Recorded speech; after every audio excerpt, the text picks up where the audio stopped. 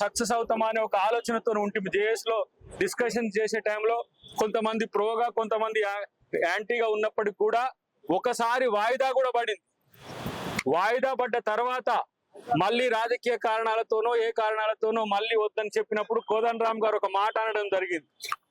ఒకవేళ ఈ million March నేను చేయలేకపోతే హుసేన్ సాగర్ దూకుడు అనే ఒక చర్చ వచ్చి ఉండే.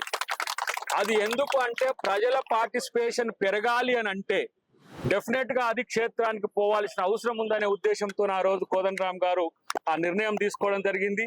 దాని తర్వాత దాన్ని వ్యతిరేకించిన శక్తులన్నీ కూడా మళ్ళీ మూవ్మెంట్ లో వచ్చి ఉన్న పరిస్థితి ఉన్నది. కానీ అదొక పెద్ద ఇన్స్పిరేషన్ తెలంగాణ ఉద్యమానికి ఇచ్చింది.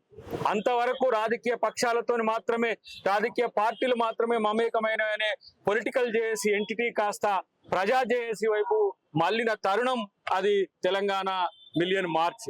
కాబట్టి ఈ రోజును మనం అందరం కూడా సెలబ్రేట్ చేసుకుంటూనే అమరవీరులతో పాటు ఉద్యమకారుల యొక్క లక్ష్యాలను, ఉద్యమకారుల యొక్క ఆశయాలను మనం ముందుకు తీసుకుపోవాల్సిన అవసరం ఉంది.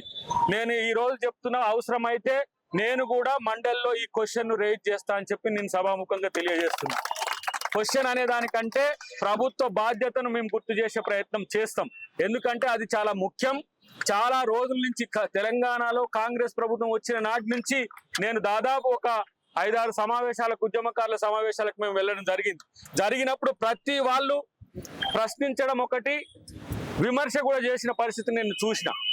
మీరు వచ్చిన తర్వాత ఇన్ని రోజుల తర్వాత కూడా ఎందుకు చేయలేదని.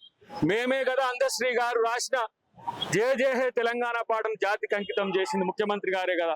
At the same time Telangana తల్లిని, అది కొంతమంది తల్లిగా భావించిన దాన్ని జాతికి అంకితం చేసిన చరిత్ర మరి రేవంత్ రెడ్డి గారికి వచ్చిన పరిస్థితి. సమస్యలు ఉన్నాయి. ఇప్పుడు గోవర్ధన్ గారు కూడా చెప్పిండ్రు, మిగతా మిత్రులుగా మధుల్లో కూడా ఉన్నాయి. వాటన్నిటిని కూడా బాధితులకు కానీ పీడితులకు కానీ సమస్య రాకుండా చేసే బాధ్యత మేమందరం తీసుకుంటాం.